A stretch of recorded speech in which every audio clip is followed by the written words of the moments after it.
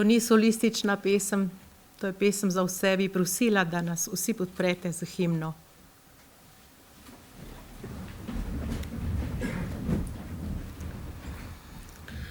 Komu najpred veselo zdravljico, bratje, čmo zapet? Bog našo nam deželo, Bog živi v slovenski svet. Brate, vse, kar nas je, sinov sloviče matere. Brate, vse, kar nas je, sinov sloviče matere. Sloviče matere.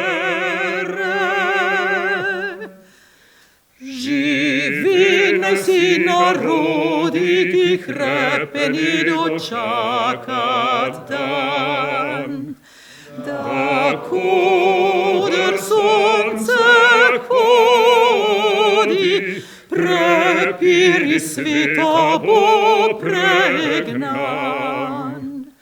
Da rojak prost bo vsak, nevrak le sosed bo mejak. Da rojak prost bo vsak, nevrak le sosed bo. Nevrak le sosed bo mejak.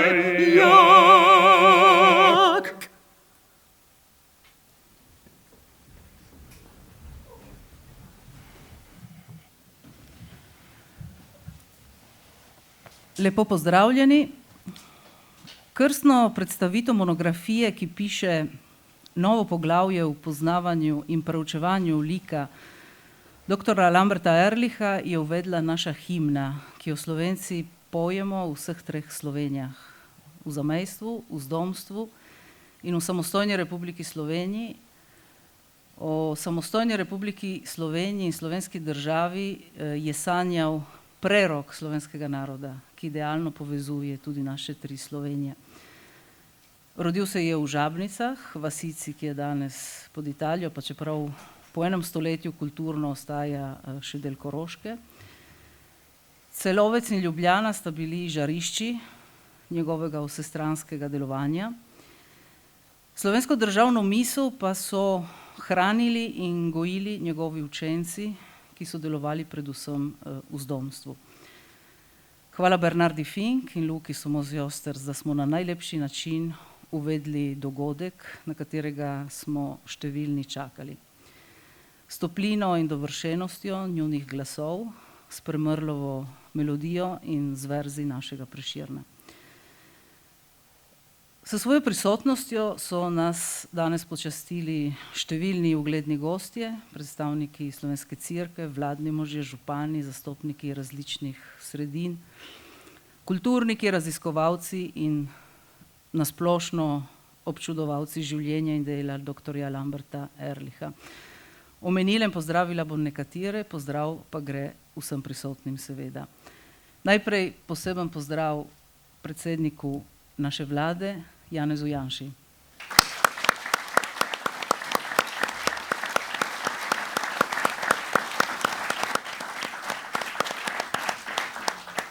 Škof Anton Jamnik v zastopstvu ljubljanskega nadškofa metropolita Stanislava Zoreta. Opravičil se je predsednik Slovenske škofovske konference, novomeški škof Andrej Saje zaradi bolezni. Prisoten je celjski škof Maksimilijan Matjaž, ob njem pomožni škof Franci Šuštar ter upokojeni nadškof Marjan Turnšek. Dekan Ivan Olip v zastopstvu krškega škofa Jožeta Markeca, državna sekretarka Ignacija Fridel Jarc, poslanka Alenka Jeraj, župani občin Litija, Franci Rokavec, Medvod, Nejc Smole, Šmartnega pri Litiji, Rajko Meserko. Pozdravljam vse zastopnike sozaložnic knjige, vse predstavnice in predstavnike medijev in predvsem avtorja, doktorja Janeza Juhanta, recenzenta, doktorja Staneta Grando in zgodovinarko dr. Tamaro Griser Pečar in kot rečeno pozdrav vsem, ki ste prišli na današnjo krstno predstavitev. Najprej beseda založnikom. Lik Lamberta Ehrlicha je ponovno združil naše 3 sestrske Mohorjeve družbe, ki sicer delujejo geografsko ločeno, ampak jih povezujejo enake vrednote, prizadevanja in pa predvsem ljubezen do slovenstva. V Celovcu ste poskrbeli za urednikovanje in tisk, magister Hanzi Filipič, urednik, najprej beseda vam.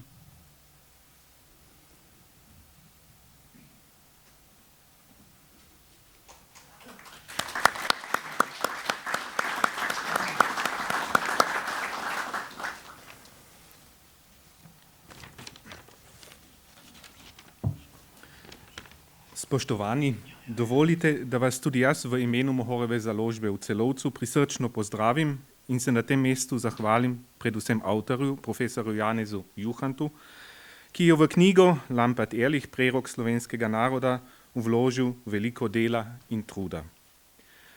Brez dvoma je knjiga z več vidikov pomembna za slovensko družbo. Na tem mestu bom poudaril le 2 vidika. Eden je koroški vidik. Duhovnik dr. Lambert Ehrlich je bil kar 18 let duhovnik krške škofije in je odločilno sooblikoval večino dušnopastirskih, kulturnih in socialnih in tudi političnih pobud med koroškimi Slovenci v obdobju pred Prvo svetovno vojno, ko je na Koroškem nastajala večina slovenskih izobraževalnih in kulturnih društev, ki so še danes hrbtenica koroških Slovencev in slovenske besede na avstrijskem Koroškem. Usmerjal pa je tudi slovenske duhovnike tistega časa, ki so bili večinoma edina opora koroških Slovencev in Slovenk. Kolikor sem lahko spoznaval delovanje duhovnikov tistega časa, lahko rečem, da so se upirali krivici, ki jo je povzročala nemško nacionalna ideologija, da so bili narodno zavedni, a da so hkrati vedeli, da je kristjan zavezan tudi ljubezni do sovražnikov ali prevedeno v manj drastični jezik, da spoštuje dostojanstvo slehanega človeka, tudi dostojanstvo nasprotnika. Drugi vidik je zelo aktualne narave. Že več kot mesec dni nejeverno spremljamo zločine Putinove sodalteske v Ukrajini. Prav v prvem tednu ruskega napada sem bral postavljeni rokopis knjige in prišel do mesta, ki govori o morilcu Lamberta Ehrlicha, o Štadlerju Petru Pepetu in naročnikih umora. Ko sem malo na to na Radiu Ognjišče poslušal monotono, skoraj uglajeno, hladnokrvno pripovedovanje likvidatorja o uboju samem, o šusu v glavo, Janez Juhant ta pogovor navaja kot vir, me je oblila hladna zona. Ta ponedeljek pa smo videli pobite žrtve civilistov v kraju Buča blizu Kijeva. Kljub vsem svarilom in rotenju, da se zgodovina nikdar več ne sme ponoviti, se neusmiljeno spet in spet ponavlja, ker številni zločini niso bili imenovani in označeni in priznani kot zločini. Upam, da bo knjiga o Lambertu Ehrlichu vsaj v slovenski družbi pripomogla k temu, da se zgodovina več ne bo ponovila na tak način. Knjiga, ki jo danes predstavljamo ob vsej krutosti, kljub temu dobro dene. Predvsem zaradi lika Lamberta Ehrlicha, ki nam je lahko v marsičem zgled, ker se ni ustrašil zločinskih nakan totalitarnih režimov, ni molčal in je trdno zaupal v Božjo previdnost.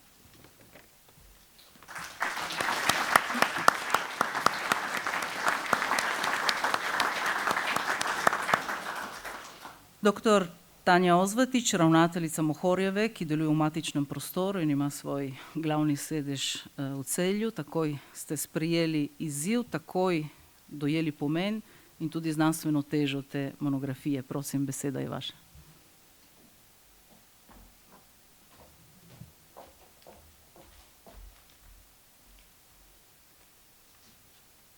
Spoštovani gostje, spoštovani dr. Janez Juhant, dragi kolegi, prisrčne pozdrave prinašam tudi od vseh iz celjske Mohorjeve družbe. Izid vsake knjige doživimo kot majhen praznik velikega rojstva, neke zgodbe, nekih razmišljanj in dognanj, in ta polna dvorana nas navaja k razumevanju, da je knjiga o Lambertu Ehrlichu zaželena, pričakovana in da bo brana. Zdi se mi pomembno, da o zgodovinskih dogodkih ne razmišljamo kot o črno-belem dogajanju, ampak da jih presojamo v kontekstu časa, širšega dogajanja, predvsem pa želje po čim širšem in celovitem upoštevanju vseh dostopnih vedenj in spoznanj, ter da skušamo pri njihovem razumevanju prodreti čim bolj v globino. Vendar pa moramo pri tem neomajno biti odločni in vztrajni, ko gre za zgodovinska dejstva. Z nasilnimi sredstvi je bil odstranjen iz družbe, izključen iz javnega življenja, spomin nanj pa umazan in skoraj zabrisan. Človek, ki je, citiram, zavedno tehtal in presojal čas in nanj vizionarsko odgovarjal ob izjemni osebni delavnosti in življenjski odločnosti, ki je pomagal izsanjati samostojno in neodvisno Slovenijo. Dr. Janez Juhant s svojim vztrajnim delom in izidom te knjige zadoščuje dolgo naroda, ki ga imamo do dr. Lamberta Ehrlicha kot zavednega Slovenca, vizionarskega državniškega duha, vseh njegovih prizadevanj za slovenski narod ter tudi do vseh njegovih sotrpinov. Dr. Janez Juhant, iskreno vam čestitam, da so se vsa ta vaša prizadevanja in raziskovanja uresničila v tej lepi knjigi.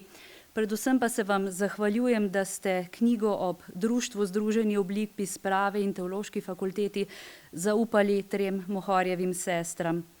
Hvala pa tudi kolegom iz Celovške in Goriške Mohorjeve za konstruktivno sodelovanje. Čestitke gospodu Hanziju Filipiču, recenzentom in vsem, ki so neposredno sodelovali pri tem natančnem in kakovostnem delu. Kot nas 3 Mohorjeve povezujejo skupne korenine, naj bo tudi ta knjiga v duhu Ehrlichovega višarskega slovenstva mejnik.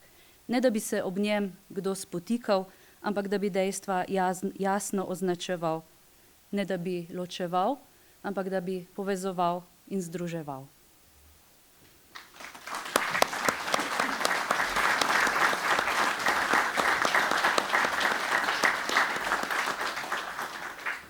Monsignor Renato Podbersič, predsednik Goriškega UDA Mohorjevih sester, vabim vas na oder za pozdrav z našega zahodnega konca, pa tudi za besedo o tem, kako Ehrlichov lik odmeva pri nas. Spoštovani gospod predsednik, škofje, duhovniki, avtor knjige Janez in vsi navzoči. Kot vsak duhovnik je bil tudi Lambert Ehrlich posvečen za duhovnika, učitelja in pastirja. To so besede pri mašniškem posvečenju in tudi diakonskem prej in škofovskem kasneje. Dal je življenje. Bil je umorjen, ko je kot duhovnik v službi Božjemu ljudstvu odhajal od daritve svete maše v Cirilovem domu. Številnim je bil krušni in duhovni oče. Veljal je za največjega Slovenca in najbolj svetega duhovnika v škofiji. Slovenska mladina je z njim izgubila svojega prvega učitelja in besednika njenih idealnih teženj. Slovenski narod je z njim izgubil edinega človeka, ki je v tej največji stiski bil na višini dogodkov. Tako pravi Ciril Žabot in beremo v knjigi na strani 424. Bil je pastir v najbolj odličnem pomenu besede. Goriška Mohorjeva družba se veseli izdaje knjige dr. Janeza Juhanta in se zanjo toplo zahvaljuje. Naj navedem nekaj razlogov za to veselje. Prvi razlog. Ehrlich izhaja iz našega zamejskega prostora, ki je dal številne pokončne može v kritičnih trenutkih zgodovine slovenskega naroda, ki so na številnih področjih soustvarjali to zgodovino in jo še ustvarjajo. Na to smo ponosni. Drugi razlog. Ta knjiga predstavlja nov kamenček, do sedaj premalo poznan v mozaiku osebnosti našega naroda, ki zaslužijo našo pozornost in pazljiv študij, da ga bomo boljše in bolj celostno spoznali in ga še bolj vzljubili.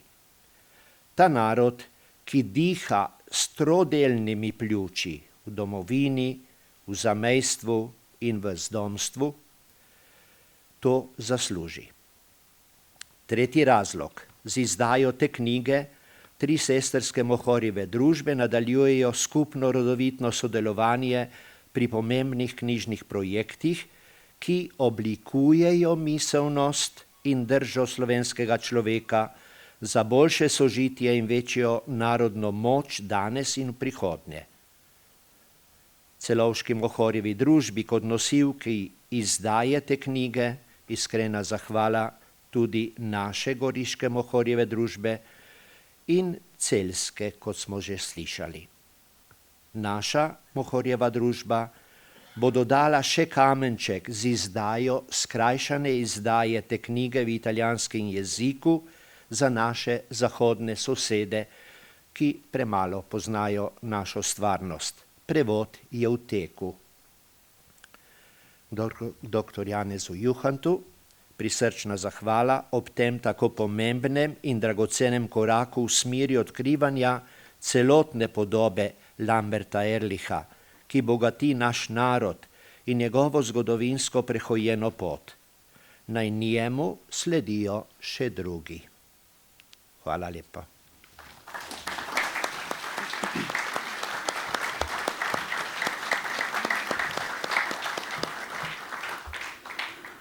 Ob treh Mohorjevih družbah sta med založniki tudi Teološka fakulteta, ki je monografijo tudi vključila v svojo zbirko Znanstvena knjižnica, ter Društvo Združeni ob lipi sprave.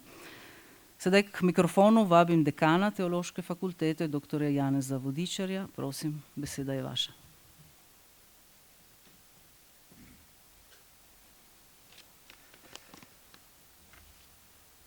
Spoštovani, vesel sem, da smem v imenu Teološke fakultete Univerze v Ljubljani, institucije, ki sta ji posvetila svoje življenje, tako avtor profesor dr. Janez Juhant, kot tisti, o katerem piše profesor dr. Lambert Ehrlich, pozdraviti vse, ki se veselite izida te monografije. Profesor Ehrlich je že v času pred drugo svetovno vojno uvajal študij teologije in religiologije širino antropološkega razumevanja kultur.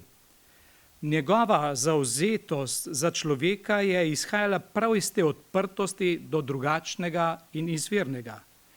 Hkrati, ko se je bogatil v pestrosti drugih kultur, je znal poglabljati zvestobo lastni identiteti. Vse to odlikuje tudi avtorja pričujoče obsežne monografije, ki mu najprej čestitam, hkrati pa upam, da bo to še bolj spodbudilo izvirnost in zahtevnost znanstvenega dela na Teološki fakulteti. Ob tem pa vabilo vse nas k zavezanosti slovenskemu narodu. Hvala.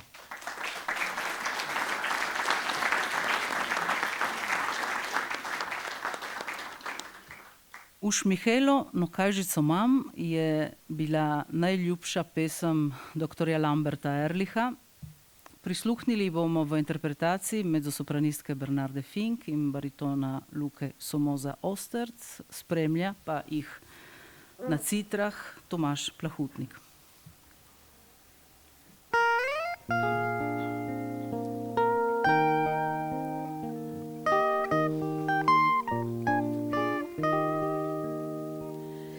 Už Mihaelo, no kajžico mam, ki na dva cimranoj hram. Al kaj mi pomaga Taka je žica draga, ko notre prebivljam, koj sam,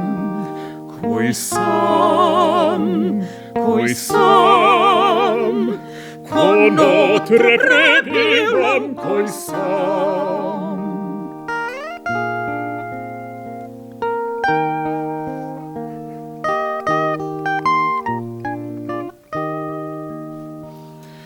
Pred hišo na klopi sedim, no fajfo tobaka kadim, pa gledam v doline, noj soče planine, kaj noca, ki jih gledam, koj sam,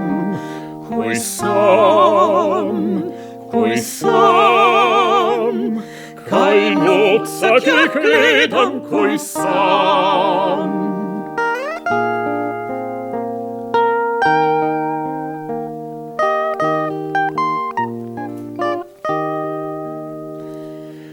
Antrošt pa še vendar imam, da kna bom tak dolgo več sam.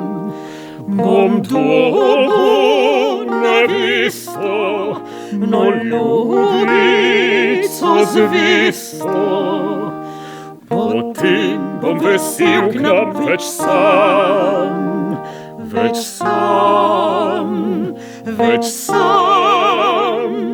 potem bom vesel k nam več sam,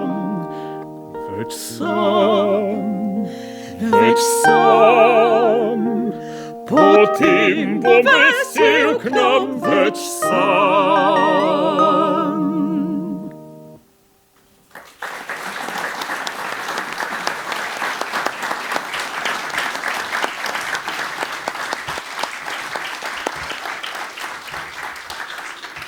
Sedaj pa k odličnim sogovornikom, ki z mano tu sedijo za mizo. Najprej glavni akter današnjega večera, dr. Janez Juhan. Dolgujemo vam veliko za večletni čas, trud, vztrajnost, skrb, energijo, še marsikaj. Kar ste vložili v ta tekst, naposled se je zbralo 640 strani. Obogatili ste naš prostor s pomembno monografijo in predvsem dodali pomembno kocko k mozaiku vedenja o naših letih in desetletjih, ki še pogojujejo naš vsakdan. Beseda sedaj je vaša. Povejte nam tudi, kaj vas je pri Lambertu Ehrlichu najbolj nagovorilo, da ste šli na to daljšo pot raziskovanja in zakaj ste mu posvetili toliko energij.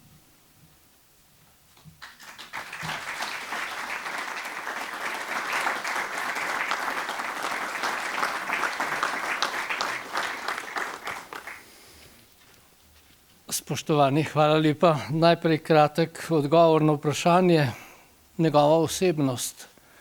Zakaj, bom povedal v tem prispevku, ki sem se ga zapisal. In najprej iskrena hvala Bogu in vsem, ki ste omogočili dokončanje te knjige, ki sem jo pisal iz spoštovanja in ljubezni do moža, kot je zapisal Ignacij Hladnik, z velenemškim priimkom, ki je bil bolj Slovenec kot vsi drugi. Pisal sem jo s hvaležnostjo do tega izjemnega človeka, pričevalca in preroka, ter do vseh znanih in neznanih Slovencev, ki so gojili in ohranjali do njega dostojen spomin, ga posnemali ter dali pisno in celo življenjsko pričevanje o njegovi svetniški osebnosti. Zato vas prosim, če zdaj vstanete in se njih, pa tudi teh žrtev v Ukrajini, kratko spomnimo s hvaležnostjo za njihov življenjski dar in z upanjem na našo boljšo prihodnost. Gospod, daj jim večni pokoj. Naj počivajo v miru.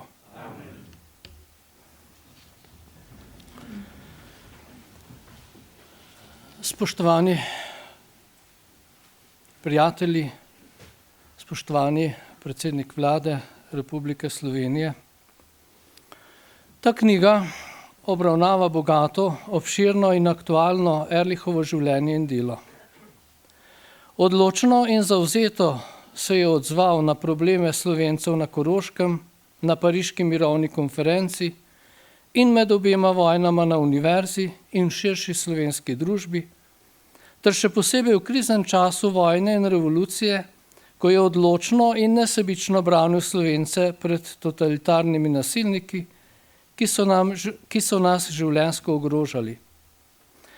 Aktualnost knjige izstopa posebno s pričo te pretresljive in nasilne bolševistične vojne nad Ukrajinci, ki odslikava tragični položaj Slovencev med vojno in revolucijo.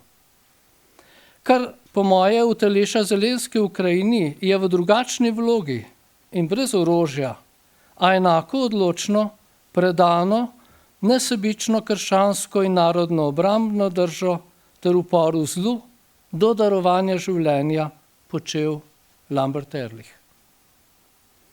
Njegovi spomenici Slovenski problem in spomenica Italijanom in drugi spisi so izraz njegove državniške razgledanosti, neustrašene odločnosti in krščanske vdanosti, vedno in vsem živeti in uresničevati Božjo voljo v službi ljudem, saj nas je Bog tudi v zahtevnih časih zavezal, da živimo vestno, dostojno in dejavno svojo krščansko in narodno poklicanost. Nedavno sem zapisal, da je Ehrlich takrat pred stoletji žalosten ugotovil, da Slovenija ni bila prepoznavna na svetovni pozornici. Tudi po njegovi zaslugi in priprošnji verjamem, da je to postala danes z vplivno, odločno, delovno in prodorno sedanjo vlado Janeza Janše. Ehrlich je bolj kot z besedami utelešal živim zgledom in poduhovljeno držo, ki je kljubovala vsem izzivom, ohranjala dostojanstvenost do vsakega človeka, tudi do sovražnika, vedno v zvestobi resnici in pravičnosti ter v uresničevanju Božje ljubezni do vseh ljudi. To večno veljavno Ehrlichovo sporočilo povzema knjiga o njem. Govori o bogati življenjski poti nesebičnega služenja mladim in starim, govori o razgledanosti in premočrtnosti njegove duhovno utrjene osebnosti in bogatega v neutrudnem delu za cerkev in narod predanega človeka in duhovnika Lamberta Ehrlicha. Kakor so mu v posvetilu zapisali učenci, svetniškemu duhovniku, duhovnemu očetu, vzgojitelju mladine, velikemu Slovencu in mučencu ob 8. obletnici njegove smrti. Gledano omejeno in kratkoročno se zdi, da Ehrlich ni uspel. Trajno oziroma dolgoročno, splošno človeško, antropološko in strateško, pa presojanje celotnega njegovega delovanja daje popolnoma drugačno podobo, in sicer v 3 bistvenih razsežnostih. Prvič, kot izjemen primer polnega človeka. Ne bom uporabljal izraz popolnega, pač pa polnega v antropološkem smislu. Ehrlich je, kot moramo to sploh meriti ljudje, najprej uspel v svoji izjemni, nesebični in predani človeškosti. Redko srečamo ljudi v zgodovini človeštva, ki so kot on tako polno, tako vsestransko izpolnili svoje človeško dostojanstvo, svojo osebnost in svoje človeško poslanstvo. Ta izpopolnjena in polna človeškost se je krepila, utrjevala, tako rekoč kipela na dan v vsakem njegovem bitju in žitju. Ehrlich je prerok v smislu pričevave človeškosti, skozi vso svojo osebnost in življenje ter njegovo vsestransko delovanje. Njegova simpatična pojava, njegova odprtost in zanimanje za vsakega človeka, tudi sovražnika, odseva vso njegovo kakovostno človeško polnost. Njegova izjemna nadarjenost je služila srkanju in povzemanju vsega, kar je premoglo človeštvo takrat. Ni ga Korošec zaman označil kot najbolj izobraženega duhovnika. A še bolj važno je, da je to široko in globoko znanje osebno prežel svojo človeškostjo, ga usmerjal v dobrobit drugih. To potrjuje vsa njegova bogata življenjska pot, kot so jo dojemali njegovi sopotniki in celo njegovi nasprotniki. Druga stvar je njegovo večno veljavno družbeno, politično in državniško delovanje. To nas vodi k učinkovitemu in uspešnemu družbeno-političnemu in idejnemu projektu, ki ga je speljal Ehrlich v širjenju, ohranjanju, poglabljanju in uresničevanju krščanskega socialnega in političnega programa, predvsem v srcu mladih in tudi v srcu Slovenije. Kljub pekrenskim silam, ki so se zarotile zoper Slovence, je uresničeval samostojno državo in ta projekt danes ponovno potrebuje Ehrlicha kot svetilnik, da ga bomo Slovenci in vsi državljani te države izpeljali v doslednem uresničevanju demokracije, svobode in pravičnosti. Slovenska samostojnost korenini pri njem. Helena Janežič v razstavi Sanje imajo to čudno lastnost, da se včasih uresničijo, zapiše: korenine ideje o neodvisni slovenski državi najdemo v Akademskem klubu Straža, ki ga je v 30 letih prejšnjega stoletja ustanovil dr. Lambert Ehrlich. Konec leta 1941 je oblikoval ilegalni politični program z naslovom Slovenski problem, v katerem je izmed možnosti predvidel Slovenijo kot samostojno državo. Konec navedka. Ni takoj uspel, a je položil temelje in še danes njegovi teoretični, misijonski, socialni, politični in drugi projekti imajo nadčasovne razsežnosti. Zavzemanje za revne, zapostavljene, zatirane, služkinje, delavce na Koroškem in Ljubljani, revne študente, zatirane narode, sužnje. Pretresel je njegov kritičen čut zlorab evropskih kolonizatorjev, suženjstva, ter zato klic k odgovornosti vladajočih, ki to vrši ali tolerirajo zaradi sebičnih koristi. Nadčasovno in aktualno prepričljivo odsevajo besede zapisane 20.6.35 v Straži pod naslovom Kalvarija ukrajinskega naroda, kjer je govora o pomoru 6 milijonov Ukrajincev z lakoto. Najprej so jim z lakoto ubili vero, pravi, nato še narodno zavest, jih iztrebili kot čuteča človeška bitja.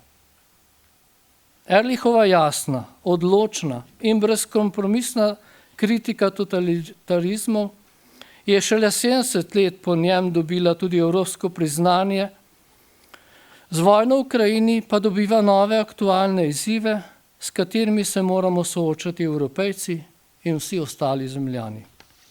In tretje, najpomembnejše pa je globina njegove krščanske biti. Nadvse odločna in navdihujoča je njegova krščanska pričevalna moč, ki ostaja veljavna za vse čase. Ne glede na to, da ga ima kdo še vedno in po krivici za pristaša tako imenovanega reakcionarnega cerkveno-političnega ali cerkveno-okostenelega okvira, za kar so ga ustvarili komunistični, žal včasih tudi krščanski nasprotniki, je bil tako čista in polna krščanska in človeška osebnost, ki jo redko srečamo v človeški zgodovini. Ta biser njegove v Bogu ukoreninjene osebnosti so skušali po nasilni smrti oblatiti in izničiti z vsemi sredstvi. Ne glede na to, je njegova osebnost dobesedno prodirala iz vseh okvirov v globine duha, prisebne, zrele in bogate osebnosti, kot se je izrazil neznani profesor z univerze ob smrti in to povedal Cirilu Žebotu. Takole pravi: ko smo se po pogrebu s pokopališča pri Svetem križu razhajali, je pristopil k meni starejši profesor z pravne fakultete, ki je prišel na pogreb kot Erlichov kolega, ne kot njegov privrženec, in mi je zaupal. Erlicha sem spoštoval kot uglednega kolego, razgledanega Slovenca in dobrega človeka. Danes pa sem dojel, da je on bil dokaj več. Skoraj kot kak svetopisanski prerok. Ob njegovem grobu sem spoznal, da je pritegnil srca in razum ljudi, ki jim je bila dana priložnost, da so se z njim srečevali. Erlich je torej uspel. Gledano človeško je kot pšenično zrno padel v zemljo, a gledano po Božje, njegovo delovanje rodi in bo rodilo sadove. To sem hotel pokazati tudi s tem delom. Hvala lepa.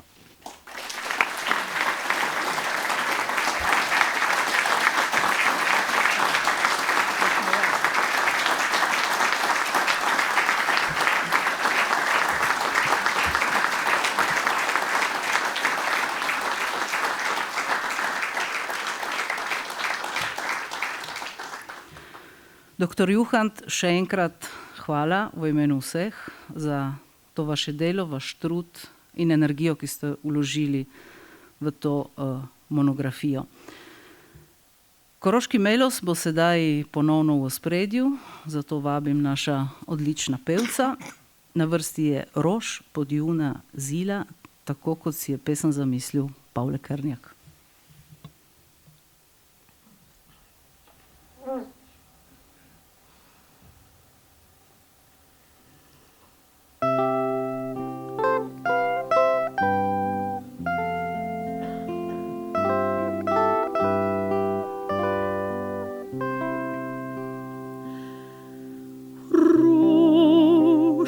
Podjuna zila, venec treh dolin, moja domovina, narod moj trpin. Rož podjuna zila, venec treh dolin, moja domovina, narod moj trpin.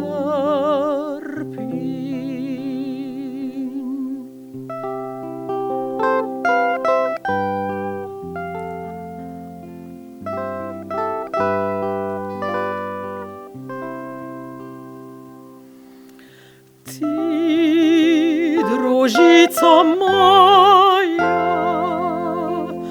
dom moj in moj rod, ko bom truden boja, budi mi še grob. Ti, družica moja, dom moj in moj rod, ko bom truden boja,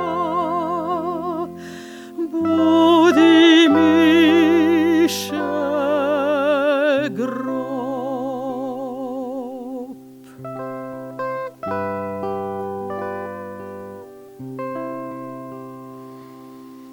Rož podjuna zila, nagelj rožmarin, v sveti zemlji sniva, tvoj slovenski sin. Rož podjuna zila,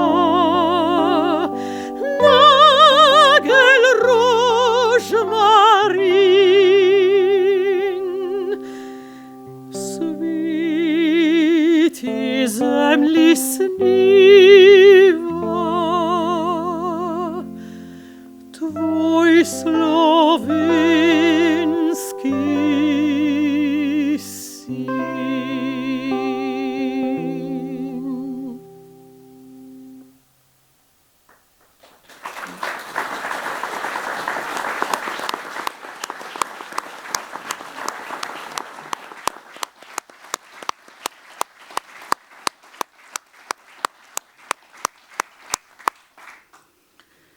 Še dve ugledni meni sta tu z mano, ki s svojim delom plavata proti toku, odstirata zavese in utirata nove poti.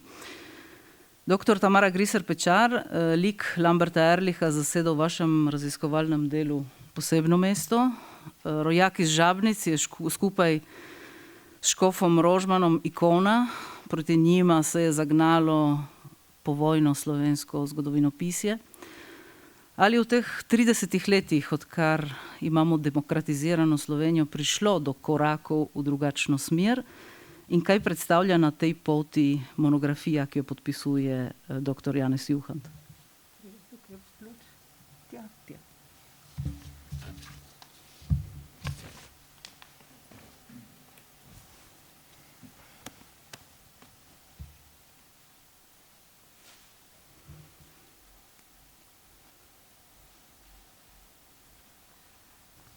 Spoštovani gospod predsednik, spoštovani škofi in drugi predstavniki cerkve, spoštovane gospe in gospodje.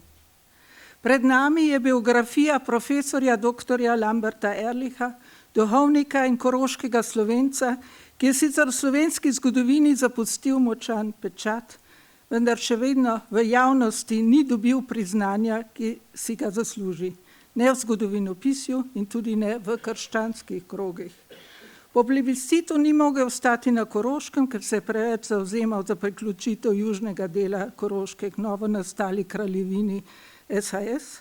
Sodeloval pa je tudi kot strokovnjak v delegaciji kraljevine na mirovni konferenci v Saint-Germainu. Junija 1922 je potem prišel v Ljubljano na univerzo. Običajen Slovenc ga ne pozna, to je seveda tudi posledica pouka zgodovine, saj so ga režimski zgodovinarji, če so ga sploh upoštevali, prikazovali oziroma nekateri ga še vedno prikazujejo kot negativno osebnost ali celo kot izdajalca, povsem pa so zamolčali njegovo delovanje za slovenski narod. Tako je zgodovinar in izredni član SAZU Jože Pirjevec pri predstavitvi svoje knjige Partizani izjavil, citiram: "Nekateri nasprotniki so bili vredni, da si jih pobije, nekateri so bili majhne ribe, nekatere pa bi tudi jaz streljal, recimo Ehrlicha." Konec citata. Prav zato je monografija, ki jo je napisal profesor dr. Janez Juhant, tako zelo pomembna.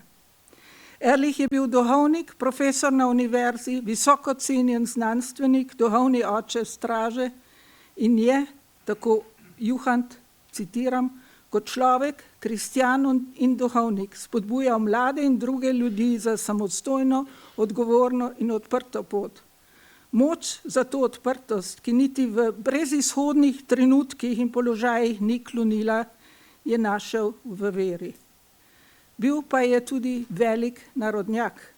Pomožni škof, dr. Stanislav Lenič, je v življenjepisu, ki ga je pod prisilo pisal v zaporu, zapisal: "Priznati moram, da noben mojih vzgojiteljev, ne v gimnaziji, ne v bogoslovju, ni znal tako navdušeno govoriti o slovenstvu kot Ehrlich." Bil je tudi velik nasprotnik komunizma, vendar je tej ideologiji nasprotoval podobno kot njegov koroški rojak Rožman, škof Rožman, iz verskih razlogov, ni pa bil nasprotnik posameznikov. Tako je, na primer, Borisa Kidriča na prošnjo njegovega očeta rešil zapora na Dunaju. Maja 1936 ga je namreč avstrijska policija aretirala in je bil leto dni v zaporu. Biografija v 10 sklopih obravnava celovito Ehrlichovo osebnost, ga postavlja v čas, v katerem je deloval, Prikazuje njegovo življenjsko pot od korenin, ki segajo na Saško v Nemčiji do Koroške, predstavlja delovanje med kmeti in delavci na Koroškem, njegovo vzgojo študentov, ga predstavlja kot znanstvenika, misionarja, osvetljuje njegovo osebnost kot moža Božje volje in njegovo nasilno smrt, za katero je slutil, vendar zaradi tega svoje drže ni spremenil. Kot je napisal Ciril Žebot, je dr. Anton Korošec imel profesorja Ehrlicha, citiram, za enega najbolj izobraženih in razgledanih slovenskih duhovnikov. Janez Juhant pa je temu še dodal, citiram, da je bil tudi eden najbolj delavnih slovenskih duhovnikov. Kljub temu, tako Juhant, je Ehrlich ob vsem spoštovanju do cerkve kot svoje temeljne ustanove, ki je usposobljena in zadolžena za širjenje vere, stalno apeliral na katoličane in njihovo vodstvo, da se postavi v bran zatiranih ljudi in narodov. Kot dosleden človek reda je razumel na to svetno vpetost in koreninjenost cerkve in družbe. Svoji biografiji je dal Juhant naslov Lambert Ehrlich, prerok slovenskega naroda. Zakaj je torej deležen takemu nasprotovanju? Prav odgovor na to vprašanje ponuja monografija, ki je pred nami.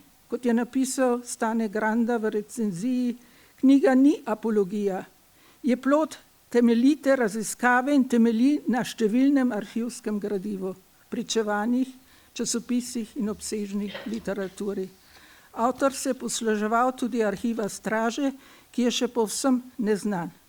Ko so stražarji namreč leta 1945 zapustili Slovenijo, so arhiv spravili v kangle, ki so jih zakopali. Za del arhiva je vedel poslovodja kmečke zadruge v Šentjoštu nad Vrhniko, drugi del pa je bil zakopan na kraju, za katerega je vedel inženir Vrečar, ki je živel v Avstriji, najprej v Lincu, potem pa po upokojitvi v Kotmari vasi. Ta je s pomočjo hčerke pokojne Marije Vrečar izkopal del arhiva, ki sem ga po njuni smrti pripeljala v Slovenijo. Marija Vrečar je potem po celem svetu iskala nekoga, ki bi ji zaupal, kaj se je zgodilo z drugo kanglo. Končno ji je uspelo in to s pomočjo predstavnikov Nove slovenske zaveze. Naj pa bi stražarji zakopali 3 vrče, 3. ne bi bil nekje pri Grosupljem. Če je temu tako, potem ta še vedno leži pod zemljo.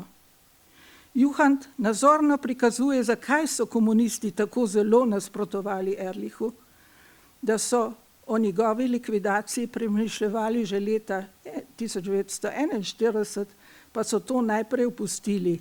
Potekale pa so potem večmesečne razprave, ker so komunisti za likvidacijo iskali širše soglasje. Ehrlich je bil namreč zelo vpliven v njegovem obdobju. Bil pa je velik nasprotnik komunizma in kot tak nevaren ciljem, ki so si jih komunisti zadali. Na univerzi se je zavzemal za prenovo katoliškega gibanja, zbiral okoli sebe posebno aktivne študente iz katoliških akademskih vrst, ki so bili vključeni v akademsko zvezo. Že leta 1930 je s temi študenti ustanovil Vincentijevo konferenco za pomoč potrebnim študentom in sam je prispeval velik del iz lastnega žepa. Ehrlich, ki je bil duhovni vodja Slovenske dijaške zveze, je leta 1932 ustanovil akademski klub Straža, ki je izdajala svojo revijo Straža v viharju, pri kateri je imel brez dvoma odločilno besedo. Neprestano je, kot je tudi Ciril že izpostavil, neminljivi Sloveniji, vztrajno in že zgodaj opozarjal na zablodo in zlobo marksizma, leninizma, stalinizma. Leta 1933 je preprečil, da bi podtalno prevzela vodilno vlogo na univerzi. Partija namreč. Komunisti so, kot navaja Juhant, po navodilih Kominterne svoje člane vrivali tudi v katoliška društva. In komunisti, tako Žebot, so se, citiram, te važne vloge profesorja Ehrlicha zavedali in partijsko vodstvo tega tudi pozneje ni pozabilo. Od tedaj so imeli profesorja prav poseben posebej zaznamovanega. Za Ehrlicha so bili totalitarni režimi, fašizem, nacizem in komunizem nevarni, posebej za male narode. Na to nevarnost je neprestano opozarjal, dajal pobude kot tisto, ki jo je dal poleti 1941. Potem, ko mu namreč ni uspelo, da odide kot svetovalec slovenskih ministrov z jugoslovansko vlado v tujino, se je vrnil v Ljubljano in predlagal nekdanjemu Marku Natlačenu ustanovitev podtalne vlade, ki naj bi imela za cilj združeno Slovenijo. Jeseni pa je napisal spomenico Slovenski problem in končno 1. aprila 1942 spomenico Italijanom. Poročilo je poslal tudi v Rim. 26. maja 1942 je varnostno-obveščevalna služba po ukazu partije, ne imenujem tu Kardelja in Kidriča, ki je videla potrebo, da izključi vidne nasprotnike iz politične igre, in Ehrlich je bil zaradi svojega velikega vpliva močna ovira na njihovi načrtovani poti prevzema oblasti, umorila Ehrlicha pod lažno predvezo, da je izdajalec.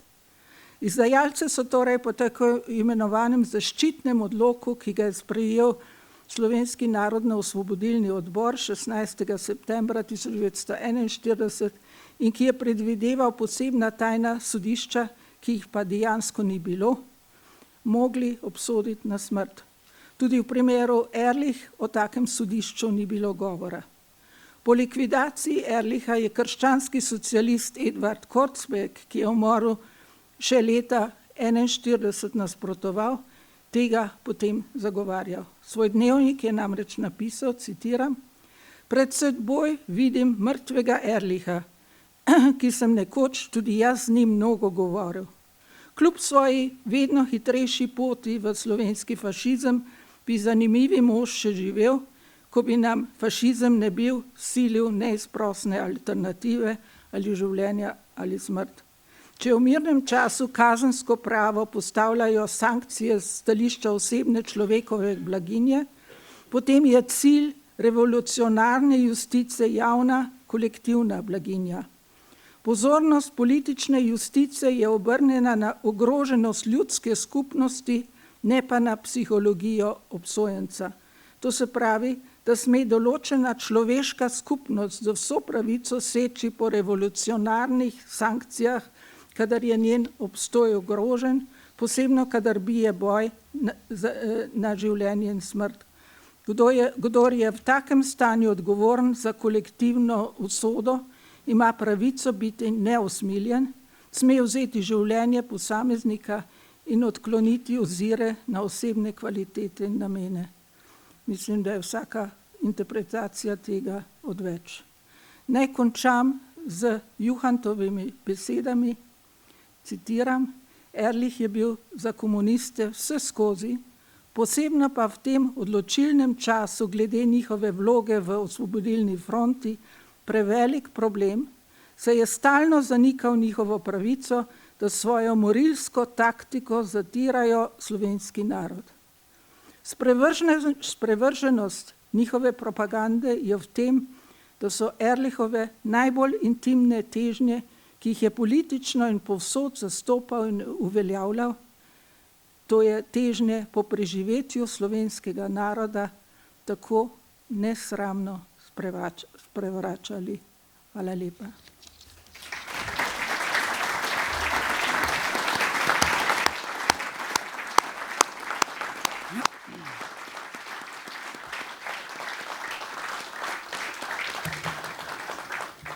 Se ne bojim reči, da je bil Ehrlich po pravici ubit, ker je bil izdajalec.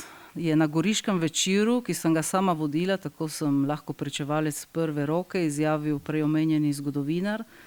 To je bilo nekaj let prej kot predstavitev njegove knjige, bilo poleti leta 2015. Tega zgodovinarja danes vabijo na naše šole, je visoko cenjen in tudi referenčen. Doktor Stane Granda, koliko markantnih znanstvenih del bo potrebnih, da se bodo akademske, medijske in druge javnosti odzvale vendarle na eno tako izjavo in da jih bo v bodoče mogoče manj?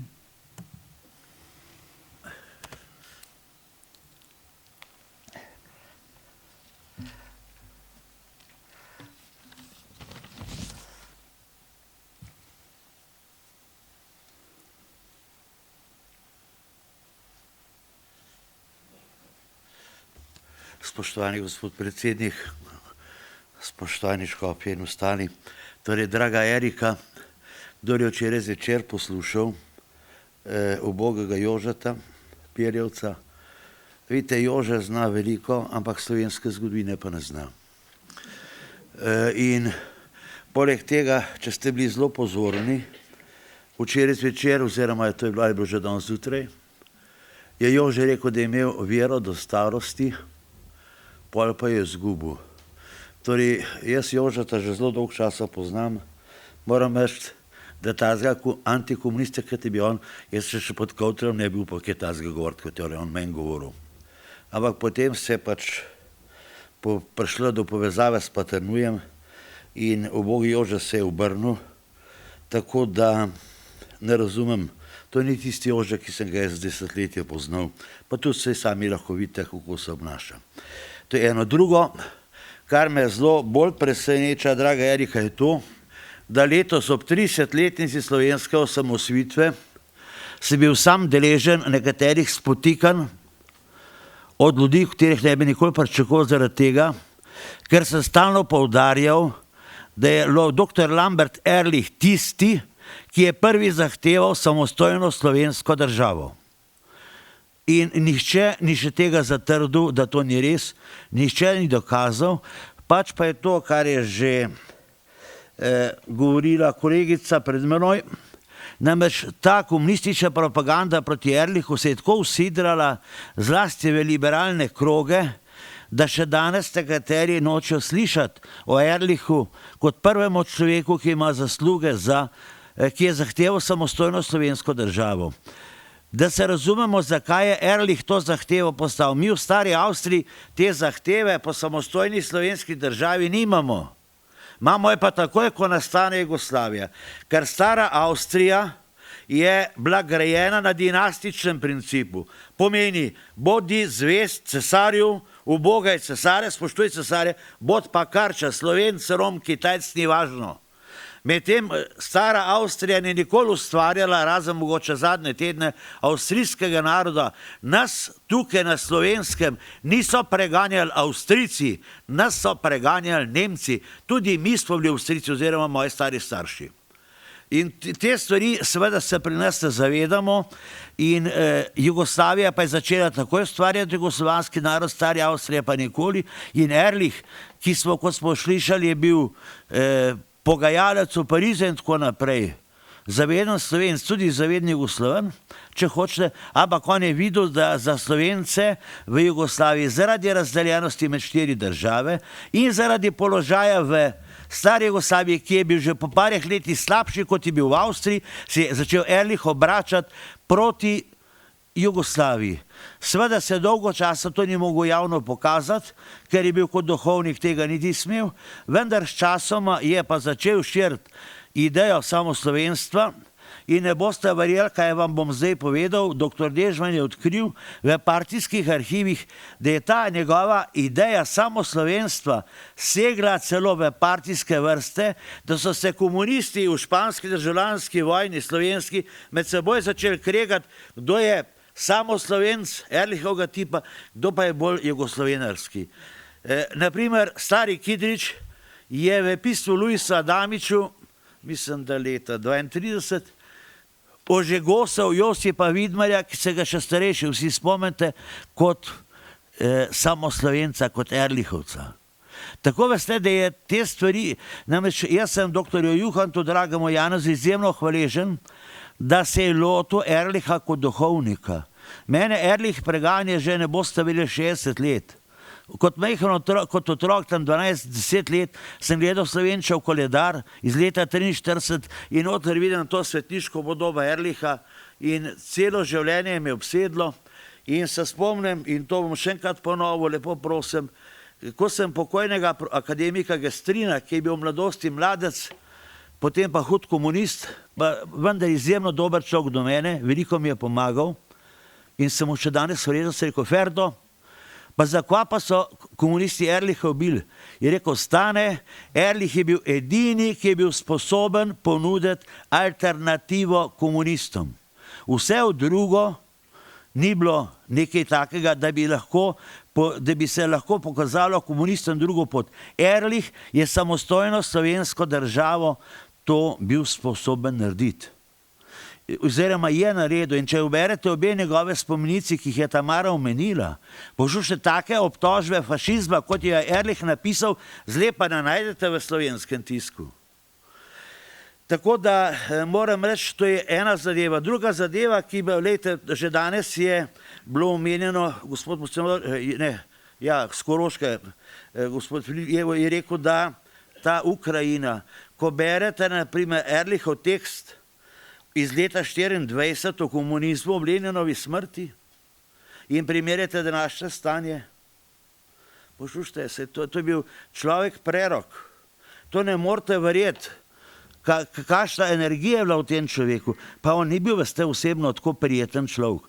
Jaz sem iskal ogromno ljudi, ki so ga poznali, edino pokojni gospod Kambič je o njem lepo govoril, drugače pa številni akademiki, ne bom jih imenoval, namreč Ehrlich ni bil človek, ki bi deloval politično korektno, kot se on reče. On je rekel bob in pop, amen. On je šel v unionsko dvorano razgajati klerikalno zborovanje, ker ni bilo po njegovem mnenju. In on seveda je tudi, lejte, tam 29. oktobra 1941, gre on tle po Ljubljani bojkotirati ta Molko Mikcesa. Zakaj? Ker on je bil proti Jugoslaviji. On ni bil proti, on je vedel, da Jugoslavija je bila za njega kaput, ampak pri nas se to še vedno ocenjuje, kot da je bil, ne vem, profašist, celo med nekaterimi velikimi osamosvojitelji. Če dovolite, da končam, bi vas upozoril samo še, kolegica Marija Vrečer je bila že omenjena, moram reči, da ona me je povezala z Ehrlichovci, ki sem jih imel še, hvala Bogu, čas nekatere osebno spoznati in videti, ker večina Ehrlichovcev je namreč padla med vojno. Tisti, ki sem imel srečo, so pa pobegnili v tujino. Torej, mislim, da je od živečih Ehrlichovcev, tale biolog, akademik je bil, skleroza deluje, on je bil, ampak on se je zelo umikal, namreč jaz ga nisem več poznal sem pa njegove sinove, ampak drugače pa seveda človek ni imel sreče, da bi se z Ehrlichovci srečal, ker tudi prvič jih ni bilo tako blazno veliko, drugič namreč to so bili nadpovprečni formati. Ehrlich je evropski format, to ni nekaj zahajenega. Ehrlich je bil izmed redkih, ki je tako če govoril francosko, angleško, to ni bil svet dr. Antona Korosa ali pa še nekaterih.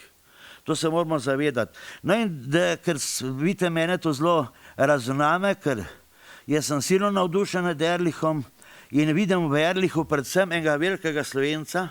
Za mene obstaja povezava Matija Majar, Ehrlich, Jože Pučnik. Različni ljudje, da bolj ne mogli biti različni. Mislim, seboj, če bi vsi trije skupaj na času, ne vem, če bi se lepo sedeli, če bi sploh za isto mizo obsedeli. Ampak, vidite, to so bili tisti veliki Slovenci, ki jih je slovenstvo povezovalo, ne glede na medsebojne razlike. In sem zato pravim, da Ehrlich bi s tem svojim slovenstvom premagal, če hočete, tudi komuniste, ker je tudi znotraj njih imel pristaše. Če dovolite, na koncu vas bi lepo prosil pravzaprav eno zadevo. Lejte, mi še danes ne vemo, kje je Ehrlichov grob, če sploh je, če ga niso vrgli v klej fabriko, pa zažgali. Obstajata še dva človeka, ki gotovo vesta, kje je grob, če je grob. Milan Kučan in Zdenko Rotar. Mi dva z Janezom, dr. Janezom Juhantom, sva že parkrat na raznih zborovanjih pošiljala javni apel Milanu Kučanu, da naj se pozanima, da bi prišlo na dan, kje je grob dr. Lamberta Ehrlicha. Odgovora odmeva ni nobenega. Lansko leto ste lahko zvedeli, mimo grede, kdo je tisto znal brati, kako je Zdenko Rotar povedal, kdo je ubil Filipa Terčelja, pa ga ni bilo zraven Zdenkota. Vedel je za morilca in tako naprej. Torej gotovo on ve, kje je grob. In mislim, da imamo Slovenci, saj po 30 letih slovenske države pravico zvedeti, kje je eden izmed pobudnikov in utemeljiteljev naše samostojne Slovenije. Hvala lepa.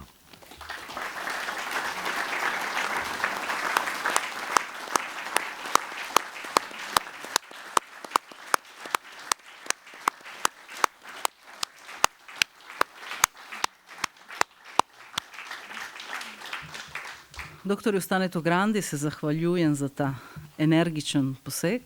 Krstno predstavitev monografije o Lambertu Ehrlichu pa bo zaobjela milina Marijine pesmi. Vsa lepa si Marija. Lambert Ehrlich je bil tudi velik Marijin častilec in tako se je tudi včasih podpisoval. Zato prosim.